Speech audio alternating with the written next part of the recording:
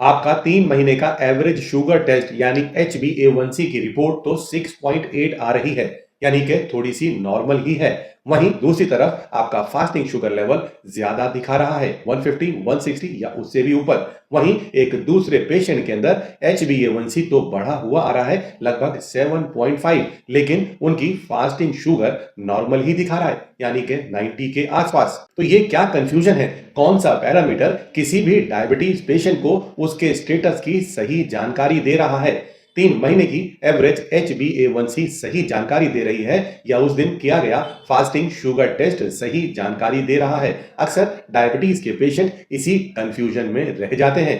दोस्तों मेरे साथ बने रहिएगा, मेरी ये वीडियो पूरी देखिएगा, आखिर तक देखिएगा। मैं डॉक्टर मोहम्मद जुनैद, MD आयुर्वेदा, पूरी कोशिश करूंगा आपको ये समझाने की कि ये दोनों टेस्ट का क्या सिग्निफिकेंस है और कौन सा टेस्ट आपके लिए एक डायबिटीज पेशेंट के लिए सही जानकारी देने वाला है। HbA1c ज्यादा इंपॉर्टेंट है या फिर डेली के जो शुगर के ट्रेंड्स हैं, फास्टिंग पीपी या शाम की शुगर का जो ट्रेंड है वो ज्यादा इंपॉर्टेंट है? दोस्तों HbA1c एक्चुअली 3 महीने की एवरेज शुगर होती है। मान लीजिए किसी दिन आपकी शुगर 300 चली गई, मान लीजिए उसके कुछ दिन के बाद 200 के आसपास चली गई और उसके कुछ दिन के बाद 90 के आसपास आपकी शुगर चली गई, उसके कुछ दिन के बाद फिर 140 के आसपास चली गई, तो आपके लगभग 90 डेज में शुगर का रोज का जो भी ट्रेंड रहा उन सब को जोड़कर उनकी एवरेज शुगर निकाल दी गई, जिसे HbA1c के नाम से जाना जाता है। और यहीं पर लोग कंफ्यूज भी हो जाते हैं। असल प्रॉब्लम तब शुरू होती है जब पेशेंट बोलता है कि डॉक्टर साहब मेरा तो HbA1c ठीक चल रहा है, तो मुझे कुछ ज्यादा घबराने की जरूरत नहीं है। लेकिन एक बड़ी चीज जिसे पेशेंट और डॉक्टर्स दोनों ही इग्नोर कर देते हैं, HbA1c आपको ये नहीं बता रहा होता कि आपकी शुगर का लेवल किस खाने से बढ़ गया था, किस दिन ना सो पाने की वजह से आपकी शुगर का लेवल बढ़ गया था, यानी कि कब आपकी शुगर का लेवल तेजी से बढ़ा, कब आपकी शुगर का लेवल तेजी से नीचे आया। ये basic day to day learnings आपको HbA1c टेस्ट नहीं दे पाता, जिसकी वजह से आप ये नहीं समझ पाते कि क्या खाना आपके लिए ठीक था, किस खाने से आपकी शुगर बढ़ रही थी, क्या एक्टिविटीज आपके लिए ठीक थी, कितना सोना आपके लिए ठीक था, और आप एक रैंडमली अपने आप को मैनेज करते रह जाते हैं। इसलिए HbA1c 3 महीने की एवरेज शुगर तो ठीक बता रहा है, पर रोजमर्रा में या महीने में या 2 महीने में या 3 महीने में ऐसे कई बार मौके आए होंगे जब आपकी शुगर का लेवल बेहद ज्यादा भी गया होगा, जब आपने शायद किसी मिठाई का, किसी रिफाइंड कार्बोहाइड्रेट्स का, किसी रिफाइंड शुगर का इस्तेमाल भी किया होगा। और इसी कंफ्यूजन में आपको लगता है कि अब HbA1c मेरा ठीक चल रहा है, तो मैं अब कितना भी कुछ भी कभी भी रिफाइंड कार्बोहाइड्रेट्स खा सकता हूं।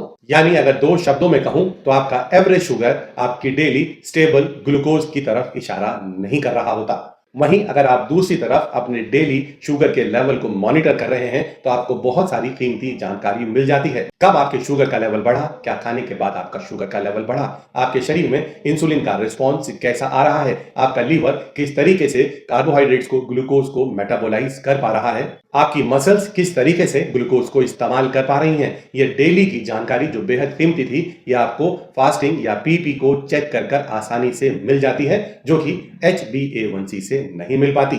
मान लीजिए एक पेशेंट जिसका HbA1c लेवल 6.7 है और उसका डेली जो फास्टिंग शुगर लेवल है वो 90 से 120 के बीच में आ रहा है। वो खुद को ताकतवर, तंदुरुस्त और एनर्जेटिक महसूस कर रहा है। वहीं दूसरी तरफ एक और पेशेंट है जिसका HbA1c 6.7 ही आ रहा है, पर उसका फास्टिंग शुगर लेवल 160, 170 या उससे भी ऊपर जा रहा है और पोस्ट पेरिंडियल शुगर लेवल 230, 240 से भी ऊपर जा रहा है, तो जिसकी वजह से वो कमजोरी और थकान का शिकार बन जाता है। जबकि दोनों ही केसेस में HbA1c का लेवल बराबर था, उसके बावजूद दोनों का फॉर्च्यून अलग अलग है। दोनों की बॉडी में कंफर्ट का लेवल अलग अलग है, दोनों की बॉडी के अंदर ताकत का लेवल भी अलग अलग है।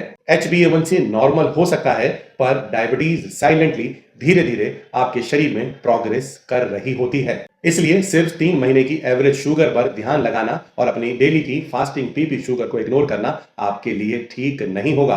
असल में एज ए डॉक्टर अगर मैं आपको बताऊं तो सही तरीका तभी माना जाएगा जब आप इन दोनों ही पैरामीटर्स पर बराबर ध्यान रखें, अपने HbA1c को भी कंट्रोल में रखें, अपनी एवरेज शुगर को भी कंट्रोल में रखें और साथ ही साथ अपनी रोज की फास्टिंग और पीपी शुगर लेवल को भी रेगुलरली मॉनिटर करें और उसे भी कंट्रोल में ही रखें। दोस्तों यहाँ एक बात और ध्यान रखने की जरूरत है कि कुछ जगह ऐसी भी हैं जहां HbA1c टेस्ट कराना बेहद जरूरी भी हो जाता है, महत्वपूर्ण भी हो जाता है। मान लीजिए आप एक न्यूली डेवलप्ड डायबिटीज पेशेंट है, आप एक प्री डायबिटीज पेशेंट है, आप एक अर्ली डायबिटीज पेशेंट है, तो ऐसे में HbA1c टेस्ट आपकी इस साइलेंट डिजीज को आपको पहले ही बता देगा, आपको बहुत अर्ली स्टेज में ही एक इंडिकेटर दे देगा कि आने वाले समय में आपको डायबिटीज होने वाली है।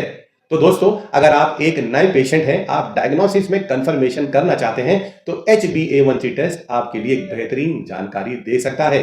पर आप एक अगर पुराने डायबिटीज पेशेंट हैं, आप अपनी डायबिटीज को लेकर स्ट्रगल कर रहे हैं, तो आपकी रोज की शुगर, चाहे सुबह की हो फास्टिंग शुगर, बीपी शुगर या शाम की शुगर हो, उन सभी की जानकारी रखना आपके लिए ज्यादा बेहतर होगा।